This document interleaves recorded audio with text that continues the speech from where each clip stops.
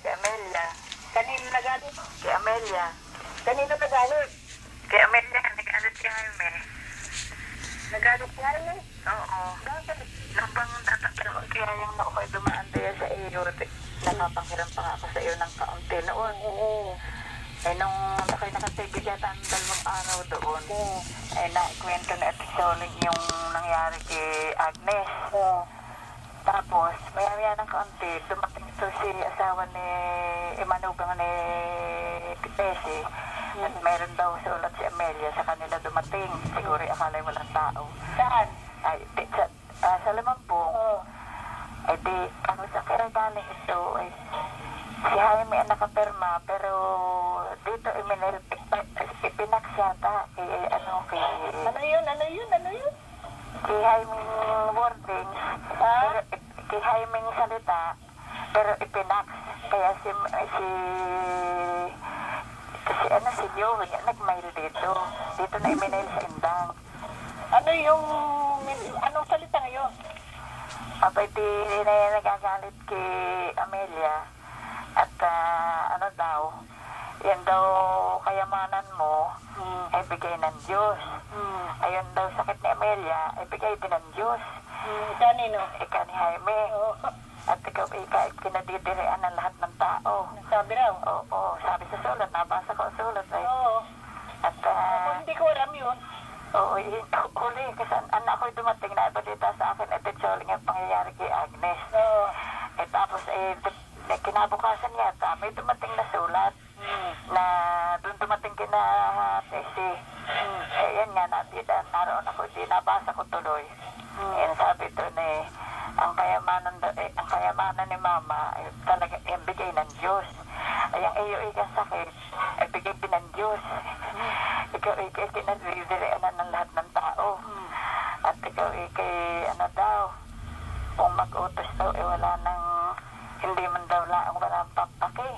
Hindi ano? Wala man daw laang pake, walang place. Oo. Oo. Eh siguro naman, tiyaya siguro inay nabanggit niya sa akin nila nato, nasabi yata ni Joey na yung nautosan siya ni Amelia ng wala nang place. Eh siguro kung nangyari man iyon, siguro sa kasamaan na ng damdam, kung kumbaga nagsuso kaya, abot mo nga yan sa akin kung iyon. Hindi naman sinasadyang talagang, at ikaw ika, ang gusto mo ika sa ospital pang may bayad. Kaya pag pinaalis ika ni na Mama, sina Joey, ay kayo ika ni Agnes ang titirabiya sa bahay. Tapos yung katapusan pa, napakawalang hiya mo ika, talaga napakatabla mukha mo. Sabi nino? May doon nga sa sulat. Oo. Ayun nga, kaya ako nakakaya pati sa mga anak. Hindi ko man din alam ang mga yun. Ha? Hindi ko alam ang mga yun.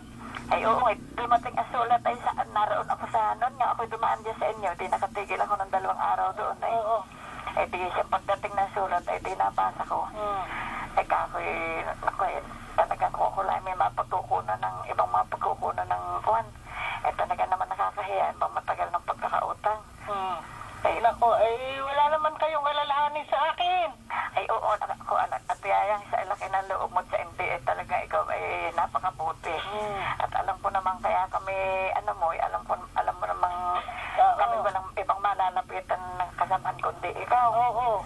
Ay di hindi na ay pala sabi pa si Amelia rin mapagsamantala. Napakawalang yamo, mapagsamantala ka. Kaya pala hindi na naparito. At yun daw lahat daw sabi ni Amelia sa akin, ako'y dumaki na tiyayan, ako'y walang kapera-pera, ako'y nangutang pa uli. Nako, bakit dumaan doon ay nakamonitor daw lahat ang taong napunta roon. Ako'y dikit ang kita rin ako'y nangutang uli. Ako naman hindi natanggi sa utang talaga lang. Alam mo naman at tiyayang yun, hindi naman kami gayong kasama. Oo. Ay talagang wala lang. Talagang wala Ay hindi naman akala ko na may si Floring wala naman nabanggit na ako man din talagang walang mga alam sa mga trouble. Wala akong kaalam-alam sa mga usapan. Oo. Ako naman, ang akin namang konsensya malinis, gusto ko lagi akong makatulong. Ayun nga, sabi ko ako napakabuti ni Tiyayang at ako'y sa lagi sabi nga tulong. Kahit hindi naman kami nagsasamantala na porkit natulong ay talagang wala naman kami ibang malalapitan. Ay, oo. At saka, ang tumulong sa kapwa, hindi masama. Oo. Meron nga mga ibang kasamahan doon sa atin. Ay, alam ko naman mga wala rin katulad namin. Oo. Baka naman hindi kasing sa laki ng loob mo sa hindi. Baka naman hindi kasing ganda ng loob mo kung halimbawa meron man. Oo. Kaya ako nakakahiya. Kayo sa akin ay walang alalahanin. Ewan ko dito sa aking mga kampon. Hindi ko naman alam ang mga ugali at mga ginagawa. Oo. Kayo na ang bahalang magpapasesi at magpapalawak ng isip. Yun nga, totoo naman talaga naman nakakahiya. Pero kaya lang yung sabihin mapagsamantala, hindi naman talaga kami nagsasamantala. Ako naman ay walang sinasabi sa mga kanila. Wala naman akong sinasabi ang kanino man. Kahit na sa aking mga anak, mga kasama sa bahay. Siguro si Joey, baka siya baka nangungumusta si Jaime, baka siya nakapagsabi dahil pati yung wala rin pakipake kung mag-utos. Siguro ako si Amelia na may indigay yung kasama, siguro kung hindi man nakapagsabi ng pake, siguro siya samana ng damdam. Halimbawa, iabot mo nga yun. Ako hanggang sa mga oras na ito, naaawa pa sa aking mga kasamahan, hindi ko natutulungan Kaya ang ayaw ko, yung mga magkakasamahan, magkakamot-watak. Oo nga. Kaya si Amelia, ako natatakot pumunta kinatiyayang bukutigas ang nahihiya. Ay nakamonitor daw ang napunta doon. Ay di makikita kung baka nangungutang na naman. Ewan ko nga ba, siguro yun ang problema ng tao. Siguro nangungumusta kumbaga si Jaime na gano'n, kay Joey, siguro nabanggit na, ayun, si Agnes at si Amelia palagi nagpupunta raw, pati si Agnes ay napadamay, dahil kaya naman si Agnes ay nakakaano, ay di... Pati si Agnes na, sabagay si Agnes na, nakapangutang. Pero ang bayad na, wala na yung utang. Di ngayon, sabi, para bang ang termini, para pinag-iindono ni Agnes sa ikaw kay Amelia, parang ganoon, parang siyang nag-iindonong, parang gayon ang termino. Kaya kung paalisin mo rin din si Joey, si Amelia rin, si Agnes ang titira. Sinamangan mga nagkakaplano. Sila lang ang isip na mga kung ano-ano.